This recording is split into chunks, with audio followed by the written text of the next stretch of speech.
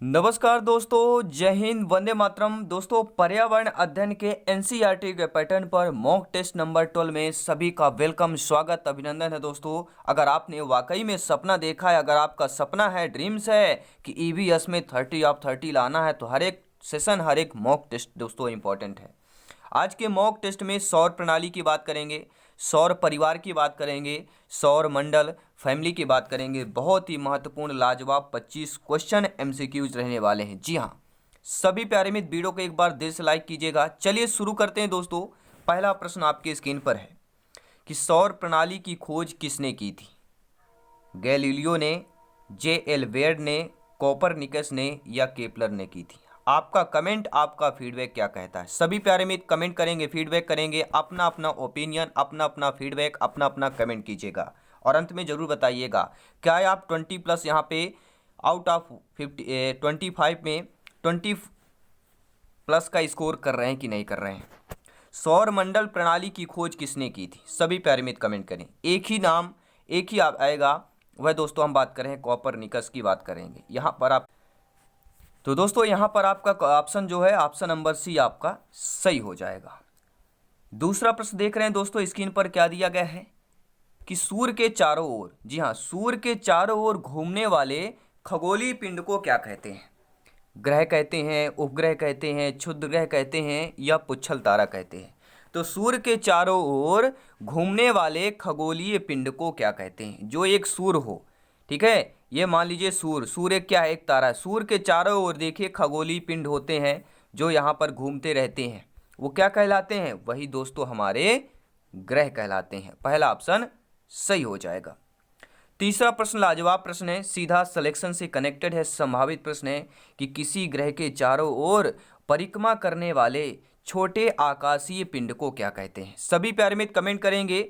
एक बार दिल से शिक्षा जगत के चैनल को, शिक्षा जगत की वीडियो को, अपने सेशन, अपने क्लासेस को एक बार वीडियो को अवश्य लाइक कर लीजिएगा।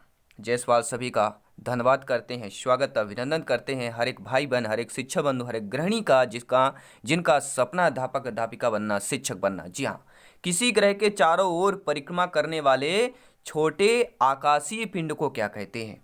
ग्रह कहते हैं, उपग्रह कहते हैं, क्षुद्र ग्रह कहते हैं, सौर तारा कहते हैं। भैया, सूर्य की परिक्रमा करते हैं ग्रह, और ग्रह के चारों ओर परिक्रमा करने वाले जो छोटे आकाशीय पिंड होते हैं उनको कहते हैं उपग्रह कहते हैं। जी हाँ दोस्तों, अगला प्रश्न है, लाजवाब प्रश्न है। हर एक कड़ी हर एक क्वेश्चन से जुड़ी हुई है। हर एक कड़ी जो है प्रत्येक क्वेश्चन से जुड़ी रहेगी, क्योंकि आपको पता है ये मॉक टेस्ट आपके सिलेबस के अकॉर्डिंग है। हर एक सिलेबस, हर एक सेशन, हर एक पार्ट वाइज आपको मॉक टेस्ट मिलता है, जिसमें 25 क्वेश्चन आपके प्रत्येक मॉक टेस्ट में रहते हैं। सभी पैरामीटर कमेंट करेंगे अपना स्कोर।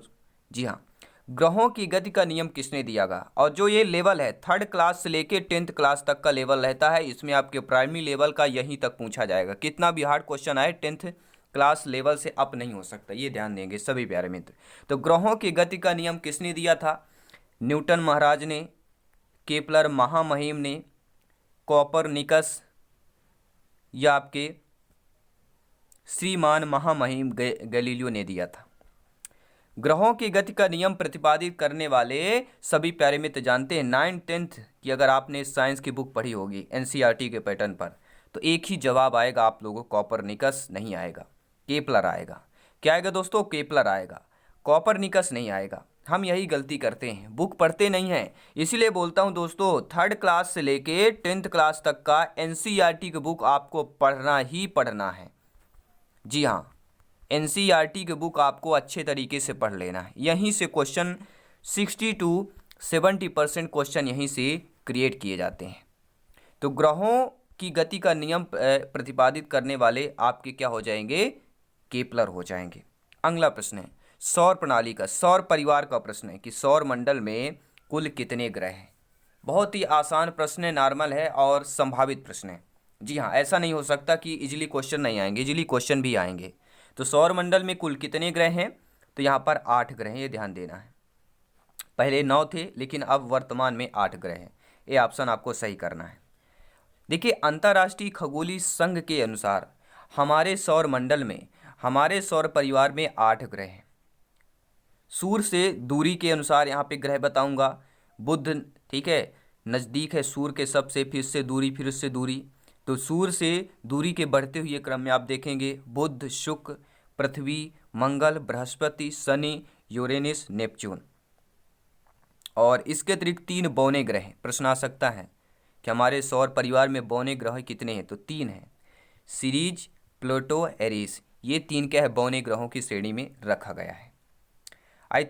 आई होप सभी प्यारे मित्र अच्छे तरीके से प्रत्येक क्वेश्चन को रीड कर पा रहे होंगे। जी हाँ, हर एक भाई बहन को जायसवाल सर स्वागत अभिनंदन करते हैं, सभी को नमन है। जय हिंद, वंदे मातरम, इंकलाब जिंदाबाद।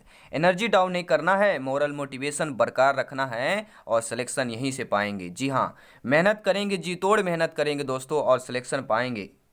और प्रश्न आइए देख लेते हैं, सूर्य से बढ़ती हुई दूरी के अनुसार ग्रहों का निम्न में से कौन सा क्रम सही होगा। अब हमने बात किया सूर्य से बढ़ती हुई दूरी, अर्थात हमें क्या बताना है, आरोही क्रम में बताना है ग्रहों की संख्या। तो सूर्य से सब बढ़ती हुई दूरी अर्थात पहले सबसे नजदीक कौन है सूर्य के, तो ये तो बुध है, सभी लोग जानते हैं बुध सभी में है, बुध आएगा। बुध के बाद कौन सा नजदीक है, तो आप देखेंगे सभी प्यारे मित्र कमेंट करें, बुध, शुक्र, पृथ्वी, मंगल की बात कर रहे हैं। हमारा ऑप्शन देखिएगा, बुध के बाद शुक्र आएगा, फिर इसके बाद पृथ्वी, इसके बाद मंगल आता है। लेकिन देखिए बुध के बाद डायरेक्टली किसी शुक्र में नहीं दिया, केवल ए ऑप्शन में दिया है। तो ये क्या हो गया है, सूर्य से बढ़ती हुई दूरी के अनुसार ग्रहों का क्रम जो सही है वह हमारा ए ऑप्शन सही हो जाएगा। ठीक है, आई होप सभी प्यारे में समझ गए होंगे। देखिए पहला सभी लोग जानते हैं, बुध के बाद शुक्र, ठीक है, मंगल, बुध, बृहस्पति, शनि, अरुण, वरुण, ये सारे आपके ग्रह हैं। ठीक है, तो बुध, शुक्र, पृथ्वी, मंगल, बृहस्पति, शनि, यूरेनियस या अरुण ग्रह और नेपच्यून या वरुण ग्रह, ये आपको देखिए बढ़ते हुए क्रम पर हैं, यानी कि आरोही क्रम की बात करेंगे। 7वां प्रश्न है दोस्तों इस सेशन का सौर परिवार का, कि पृथ्वी से बढ़ती हुई दूरी के अनुसार ग्रहों का निम्न में से कौन सा क्रम सही होगा। बढ़ती हुई दूरी के अनुसार दिया गया है, तो सभी लोग जानते हैं। क्या जानते हैं भैया, हमने पिछले क्वेश्चन में अच्छे तरीके से पढ़ा था कि शुक्र के बाद मंगल, बुध और बृहस्पति की बात करेंगे। अब ये सूर्य से नहीं, पृथ्वी से बढ़ती हुई दूरी के अनुसार ग्रहों का क्रम बताना है। ठीक है, सूर्य से क्रम तो आपने बता दिया कि बुध, शुक्र, मंगल, ठीक है, और ये चारों 8 ग्रह जो आपके ऊपर, ठीक है, बुध, शुक्र, पृथ्वी, मंगल, बृहस्पति, शनि, ये आपने बता दिया। अब आपको बताना पृथ्वी से बढ़ती हुई दूरी पर, यानी कि पृथ्वी से दूरी के बढ़ती हुई सबसे नज़दीक कौन है पृथ्वी के, इसके बाद दूरी, इसके बाद दूरी, तो सबसे नज़दीक कौन है, सबसे नज़दीक आपका शुक्र, मंगल, बुध, बृहस्पति। तो हमारा बी ऑप्शन सही हो जाएगा। ठीक है, ये आप लोग देख पा रहे हैं, शुक्र, मंगल, बुध, बृहस्पति, शनि, अरुण और वरुण हो जाएगा। ये पृथ्वी से बढ़ती हुई दूरी के क्रम है दोस्तों। आइए देख लेते हैं 8वां प्रश्न क्या कह रहा है, स्क्रीन पर है, सभी प्यारे मित्र कमेंट करेंगे। जी हाँ, आकार के अनुसार सौर मंडल के ग्रहों का अवरोही क्रम बताना है। हमें सब कुछ पता है, यहीं से क्वेश्चन घुमा फिरा के पूछेगा, आंसर वही आएगा, आंसर आपको पता है, लेकिन क्वेश्चन ही ऐसा घुमा दिया जाता है कि हमें थोड़ा समझने में टाइम लगता है और एग्जामिनर चाहता है कि आप टाइम लें, कम क्वेश्चन को अटेंड कर पाएँ। तो हमें टाइम कम लेना है, अधिक से अधिक क्वेश्चन को अटेंड करना है, हो सके तो 100% पेपर अटेंड कीजिए। देखिए आकार के अनुसार सौरमंडल में ग्रहों का अवरोही क्रम बताना है। अवरोही क्रम मतलब होता है घटते क्रम, सबसे बड़ा पहले बताना है। तो आकार के अनुसार सौरमंडल में ग्रहों का अवरोही क्रम, आप ऑप्शन देख पा रहे हैं, ऑप्शन देख रहे हैं, ठीक है। देखिए आप देखेंगे ऑप्शन में बृहस्पति, शनि, अरुण, वरुण, ये ऑप्शन देखिएगा, बृहस्पति, शनि, वरुण, अरुण दे दिया गया है, बृहस्पति, शनि, अरुण, वरुण दे दिया गया है, मतलब यहाँ तक पृथ्वी तक सभी में सेम दिया गया है। ठीक है, अब आप लोग देखेंगे, अब आपको बताना है कौन सा सही होगा। ठीक है, तो बृहस्पति, शनि, अरुण, वरुण, पृथ्वी, शुक्र, मंगल एवं बुध। तो हमारा देखिए कौन सा ऑप्शन सही हो रहा है, पहला ऑप्शन। ठीक है, आकार के अनुसार सौर मंडल के ग्रहों का अवरोही क्रम, यानी सबसे बड़ा, फिर उससे छोटा, फिर उससे छोटा। तो बृहस्पति, शनि, अरुण, वरुण, पृथ्वी, मंगल एवं बुध आपका अंतिम में आ जाएगा। इसके बाद ठीक है, बुध, शुक्र तो सभी लोग जानते हैं, समझते हैं।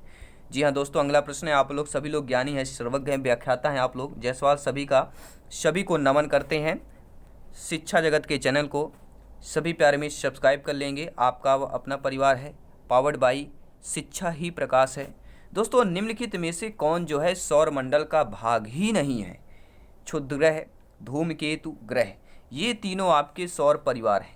ठीक है, ये जैसे चैनल हो गया जायसवाल कोचिंग सेंटर, ये शिक्षकों का परिवार हो गया, भावी अध्यापक अध्यापिकाओं का परिवार हो गया। ठीक है, इसी में अगर आप एक सोचें, क्या सोच लें कि कोई एक बालक को मिला दिया जाए, तो सौर ये शिक्षकों के परिवार में बालक नहीं आ पाएगा। बालक क्या आएगा? वो विद्यालय के परिवार में आता है, बालक विद्यालय के परिवार में आएगा। ठीक है, तो देखिए जैसे वहीं पर सौर मंडल का भाग क्षुद्र ग्रह धूमकेतु ग्रह है, लेकिन आपका निहारिका नहीं है, ये आपको ध्यान देना है। अगला प्रश्न है, देख लेते हैं। आई थिंक सभी प्यारे मित्र समझते हैं। 10th नंबर क्वेश्चन क्या दिया गया है कि सूर्य के चारों ओर चक्कर लगाते समय जो है ग्रह का वेग कैसा रहता है? जब ग्रह जो है सूर्य के चारों ओर चक्कर लगाते हैं तो ग्रह का वेग जो है नियत रहता है। अधिकतम होता है जब सूर्य के समीप होता है, अधिकतम होता है जब सूर्य से दूर होता है, या कुछ नहीं कहा जा सकता है। तो भैया हमें तो आंसर देना है, कुछ वाला यह संभावित नहीं है, यहाँ पे यह ऑप्शन हो ही नहीं सकता। तो सूर्य के चारों ओर चक्कर लगाते समय जो ग्रहों का वेग होता है दोस्तों, वह अधिकतम होता है जब सूर्य से, ठीक है, ये ध्यान दीजिएगा, अधिकतम आपका बी ऑप्शन वाला होगा, क्योंकि अधिकतम जब सूर्य के समीप होगा तो वेग क्या होगा? अधिकतम होगा, ये ध्यान देना है। ठीक है, अधिकतम होता है जब सूर्य के समीप होता है। चूंकि सभी प्यारे मित्र जानते हैं कि सूर्य जो होता है दीर्घवृत्त कक्षा के केंद्र पर नहीं है। ग्रह जब सूर्य का चक्कर लगाते हैं, कभी सूर्य की तरफ करीब चले जाते हैं तो कभी उससे परे या दूर चले जाते हैं। वह स्थान जहां से ग्रह जो है सूर्य से सबसे नजदीक होता है उपसौर कहलाता है। प्रश्न आ सकता है उपसौर कौन कहलाता है? तो वह स्थान जहां ग्रह सूर्य से सबसे नजदीक हो, यानी ग्रह और सूर्य की जो नजदीकी है वो सबसे कम हो, वह उपसौर कहलाता है। और जब ग्रह और सूर्य से सबसे दूरी अधिकतम हो, वह अपसौर कहलाता है। ये ध्यान दीजिएगा, इनपुट आउटपुट जैसे होता है, तो इनपुट उपसौर यानी सबसे नजदीक, आउटपुट यानी कि दूरी, अपसौर कहला जाएगा। अगला प्रश्न दिया गया कि अंतरिक्ष में कुल कितने तारामंडल हैं? जी हाँ, सभी प्यारे मित्र कमेंट करेंगे, अंतरिक्ष में दोस्तों कुल कितने तारामंडल हैं? आपका कमेंट आ चुका है, मैं रीड कर पा रहा हूँ। अंतरिक्ष में सभी प्यारे मित्र जानते हैं, हम बात करेंगे 89, 89 तारामंडल है। दोस्तों, निक्स ओलंपिया कोलंबस पर्वत किस ग्रह पर स्थित है? बुध ग्रह पर, शुक्र पर, पृथ्वी पर या मंगल पर? आपका कमेंट क्या है? आपका फीडबैक क्या है? आपका ओपिनियन सरमान है। निक्स ओलंपिया कोलंबस पर्वत जो है यह किस ग्रह पर स्थित है? तो ये प्यारे मित्रों, यह हमारे मंगल ग्रह पर स्थित है। अगला प्रश्न दिया गया है कि पार्थिव ग्रह की संख्याएं बताना है। जी हाँ, 13 नंबर देखिएगा, 13 नंबर क्वेश्चन क्या कह रहा है? यह प्रश्न कह रहा है कि पार्थिव ग्रहों की संख्या बताइए। तो हमने आपको बताया था पार्थिव ग्रहों की संख्याएं 4 होती हैं। पार्थिव ग्रह किसे कहते हैं? जो पृथ्वी के समान हो, पृथ्वी के आकार हो, अर्थात पार्थिव या आंतरिक ग्रह। बुध, शुक्र, पृथ्वी, मंगल को पार्थिव ग्रह कहा जाता है क्योंकि ये पृथ्वी के समान होते, इसलिए पार्थिव ग्रह कहा जाता है।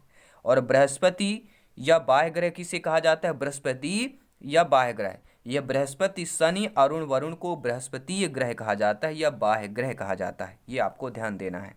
ये दो महत्वपूर्ण ये टॉपिक हैं दोस्तों। अगला प्रश्न देखते लेते हैं कि निम्नलिखित में से कौन सा पार्थिव ग्रह नहीं है? बुध, शुक्र, मंगल, शनि। सभी प्यारे मित्र कमेंट करेंगे, कौन सा पार्थिव ग्रह नहीं है? देखिए, पार्थिव ग्रह जो पृथ्वी के समान हो, तो बुध, शुक्र, मंगल और पृथ्वी, ये हमारे पृथ्वी के समान, ये पार्थिव ग्रह कहलाते हैं।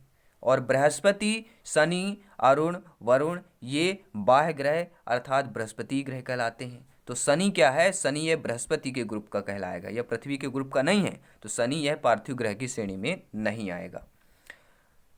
अगला प्रश्न दिया गया कि दोस्तों बाह्य ग्रह या बृहस्पति सदृश ग्रहों की संख्याएं कितनी है? जी हाँ, बाह्य ग्रह या हम कह सकते हैं बृहस्पति सदृश ग्रहों की संख्याएं कितनी हैं? अभी हमने बात किया कि बृहस्पति, शनि, अरुण, वरुण ये बृहस्पति या आपके सदस्य ग्रह कहलाते हैं। तो इनमें बृहस्पति सदस्य ग्रहों की संख्याएं 4 हैं। बाह्य ग्रह या बृहस्पति कौन कौन से हैं? बृहस्पति है, और ये आपका शनि हो जाएगा, और एक आपका अरुण हो जाएगा, और ये आपका वरुण हो जाएगा। ये चारों बृहस्पति या बाह्य ग्रह कहलाते हैं, अर्थात इनकी संख्याएं 4 हैं। दोनों की संख्याएं 4 हैं, आंतरिक और बाहरिक। ठीक है, पार्थिव और बृहस्पति दोनों ग्रुपों का कितने हैं? तो दोनों ग्रुप में 4 हैं, आपको ध्यान देना है। आइए देख लेते हैं, अगला प्रश्न दिया गया है कि बृहस्पति सदस्य ग्रहों में सम्मिलित नहीं है। देखिए वैसे ही है जैसे हमने बात किया था किस पर, पार्थिव सदस्य ग्रहों में सम्मिलित नहीं है, वैसे अब आपको बताना है बृहस्पति सदस्य ग्रहों में सम्मिलित नहीं है। देखिए बृहस्पति में कौन आता है? शनि आता है, अरुण आता है, वरुण आता है और बृहस्पति आता है। ये 4 होते हैं, बृहस्पति या बाह्य कहलाते हैं।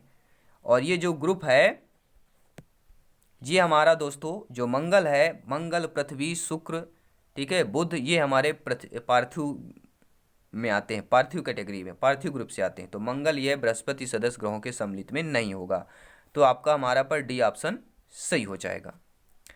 आई थिंक आप लोग अच्छे तरीके से समझ पा रहे होंगे। अब देख लेते हैं दोस्तों अगला प्रश्न क्या दिया गया है। अगला प्रश्न आप लोगों की स्क्रीन पर है कि निम्नलिखित में से किन 2 ग्रहों को छोड़कर शेष सभी ग्रह सूर्य के चारों ओर वामावर्त घूमते हैं। वामावर्त और दायावर्त, ये आपको ठीक है ध्यान देना है, वामावर्त घूमते हैं।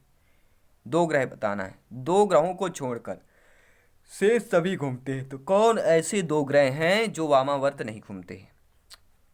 बुध शुक्र, पृथ्वी शुक्र, अरुण वरुण, या शुक्र अरुण की बात करेंगे। आपका कमेंट क्या कहता है? सभी प्यारे मित्र कमेंट करेंगे। देखिए दोस्तों जो आपका शुक्र और अरुण है, ये शुक्र और अरुण ग्रह हैं, ये वामावर्त नहीं घूमते हैं। बाकी बुध शुक्र, पृथ्वी शुक्र और अरुण वरुण ये हमारे वामावर्त घूमते हैं। लेकिन शुक्र और अरुण ये दोनों जो है सूर्य के चारों ओर वामावर्त में, ठीक, इनको छोड़कर जो है, ठीक है, इनको छोड़कर सारे आपके घूमते हैं। अगला प्रश्न दिया गया स्क्रीन पर है, क्या देख लेते हैं कि सौर मंडल का जन्मदाता किसे कहा जाता है? ये सौर मंडल है, इसको जन्मदाता किसे कहा जाता है?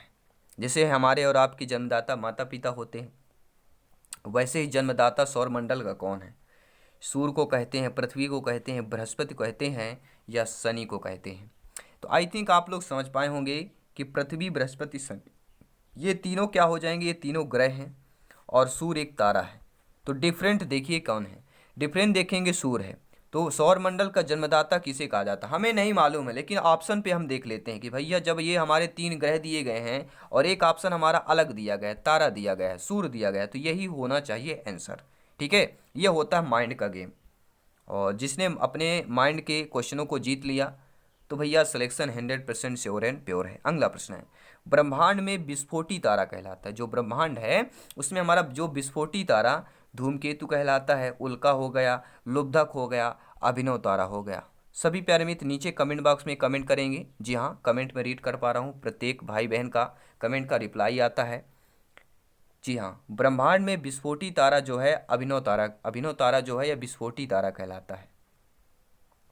अगला प्रश्न है कि वैज्ञानिक जिन्होंने सर्वप्रथम खोज की कि पृथ्वी सूर्य के चारों ओर घूमती है, ऐसे वैज्ञानिक कौन है जिन्होंने कहा कि पृथ्वी सूर्य के चारों ओर घूमती है? न्यूटन ने कहा, डाल्टन ने, कोपरनिकस ने, या आइंस्टीन ने कहा था? तो किसने कहा था? सभी प्यारे मित्र कमेंट करेंगे। तो I think option number C पर जाएंगे कि कोपरनिकस वैज्ञानिक है, इन्होंने कहा था, सर्वप्रथम कहा था, ध्यान दीजिए, पहली बार कहा था कि पृथ्वी सूर्य के चारों ओर घूमती है। ये कहने वाले कोपरनिकस हैं। अगला प्रश्न है कि निम्नलिखित में से कौन सा ग्रह नहीं है जिसे प्राचीन भारतीय ग्रह मानते थे? देखिए शनि, शुक्र, मंगल ये तीनों ग्रह हैं। आप लोग देखेंगे सूर्य एक अलग शब्द है। तो देखिए पहले जो प्राचीन भारतीय थे, प्राचीन में हमारा ही जो वंशज था, पहले पूर्वज जो वंशज है, वो लोग क्या मानते थे? सूर्य को भी एक तारा मानते थे, सॉरी सूर्य को भी क्या ग्रह मानते थे, जबकि सूर्य एक ग्रह नहीं, सूर्य एक तारा है। तो प्राचीन भारतीय किसे ग्रह मानते थे? सूर्य को ग्रह मानते थे। अगला प्रश्न देख लेते हैं, सूर्य के संगठन में सहायक दोस्तों गैस कौन कौन सी है? ऑक्सीजन और कार्बन डाइऑक्साइड है, हीलियम और ऑक्सीजन है, हीलियम और नाइट्रोजन है, या हीलियम और हाइड्रोजन और हीलियम है? आपका कमेंट क्या कहता है? आपका फीडबैक क्या कहता है कि सूर्य का जो संगठन बना हुआ है किन गैसों से मिलकर बना है, या सूर्य का संगठन में सहायक गैस कौन कौन से हैं? ठीक है। तो हाइड्रोजन और हीलियम की बात करेंगे, दो ये गैसें सहायक है सूर्य के संगठन में। अगला प्रश्न है दोस्तों, सूर्य के मध्य भाग को क्या कहा जाता है? जैसे ये सूर्य है, इस ठीक है, मान लीजिए ये सूर्य है आपका, इससे प्रकाश आ रहा है, सूर्य यानी सन, इसका जो मध्य भाग है, जैसे वृत्त का ठीक है केंद्र बिंदु होता है, के केंद्र बिंदु मानते हैं जो वृत्त का सेंटर होता है, उसी प्रकार सूर्य के मध्य भाग जो होता है, मध्य भाग को क्या कहते हैं? मध्य मतलब क्या होता है? सभी लोग बीच वाला भाग। तो मध्य के बीच वाला भाग हमारा दोस्तों क्या कहलाता है? प्रकाश मंडल कहलाता है। सूर्य के वर्णमंडल के परे के भाग को किरीट या आपका कोरोना कहते हैं। पूर्ण सूर्य ग्रहण के समय वह श्वेत वर्ण का होता है और श्वेत डालिया के पुष्प के सदस्य सुंदर लगता है। और किरीट अत्यंत विस्तृत प्रदेश है और प्रकाश मंडल के ऊपर उसकी ऊंचाई सूर्य के व्यास की कई गुनी होती है। ये ध्यान देना आप लोगों को दोस्तों। हर एक छोटे छोटे पॉइंट होते हैं, आपको सभी प्यारे मित्र जानते हैं, छोटे छोटे पॉइंट होते हैं जो हमें सिलेक्शन की ओर ले जाते हैं।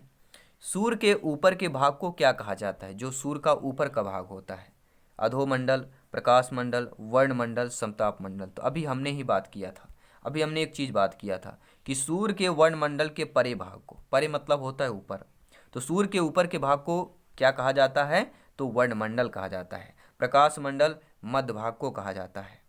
अगला प्रश्न देख लेते हैं दोस्तों। सूर्य जो है सदैव पूर्व में निकलता है। क्यों निकलता? आप देखे होंगे सूर्य सदैव पूर्व में निकलता है, पश्चिम में डूबता है। पश्चिम से क्यों नहीं निकलता भैया? इसका कारण है, रीजन है, सूर्य सदैव जो है पूर्व में निकलता है। इसका कारण क्या है? देखिए, पृथ्वी पश्चिम से पूर्व की ओर घूमती है, पृथ्वी सूर्य से पश्चिम की ओर घूमती है, यह पूर्व में स्थित है, या इनमें से सभी। देखिए, सूर्य सदैव पूर्व में निकलता है क्योंकि पृथ्वी जो है यह पश्चिम से पूर्व की ओर घूमती है। देखिए, सूर्य स्थित है, सूर्य कहीं नहीं जा रहा है, और ये पृथ्वी है, पृथ्वी जैसे घूमती है, ठीक है। तो जो इधर रहेगा, जो इतने एरिया में रहेगा, उसको दिन रहेगा, अर्थात यहाँ सुबह होती है। जैसे यहाँ पे ऐसे घूमता है, ऐसे ऐसे घूमा और यहाँ पर आया, सुबह आ गई, फिर ऐसे ऐसे घूमते घूमते जब पृथ्वी यहाँ पर पहुँचती है, इस पॉइंट पर, तो रात्रि हो जाती है, यानी कि सूर्य डूब गया। डूबना नहीं कहलाता है, हम पृथ्वी के इस भाग पर हैं, ठीक है, हम पृथ्वी के इस भाग पर हैं। जब इस भाग पर हैं तो दिन रहेगा, और जब हम इस भाग पर आएंगे तो रात्रि हो जाती है। भैया छाया में कोई भी व्यक्ति है, कोई किसी की छाया पड़ती है तो अंधेला हो जाता है, ठीक है। आई थिंक आप लोग समझते हैं। तो पृथ्वी पश्चिम से पूर्व की ओर घूमती है, इसलिए आपका पूर्व में ही होता है। तो चलिए मॉक क्वेश्चन देख लेते हैं। आज का मॉक क्वेश्चन क्या है? नॉर्वे में अर्धरात के समय सूर्य कब दिखाई देता है? जी हाँ, नॉर्वे में ऐसा देश है जहां पर अर्धरात के समय भी सूर्य दिखाई देता है। कब दिखाई देता है? 21 मार्च को, 23 सितंबर को, 21 जून को, या 22 दिसंबर को दिखाई देता है। सभी लोग कमेंट करेंगे जिनका सपना है अध्यापक अध्यापिका बनना, गवर्नमेंट टीचर बनना, सभी का वेलकम, अभिनंदन है, स्वागत है टीचर फैमिली के, शिक्षकों के परिवार पे जायसवाल कोचिंग सेंटर पर, पावर्ड बाई शिक्षा ही प्रकाश है। जल्दी मिलते हैं दोस्तों नेक्स्ट क्लास पर। धन्यवाद सभी का, जय हिंद, वंदे मातरम।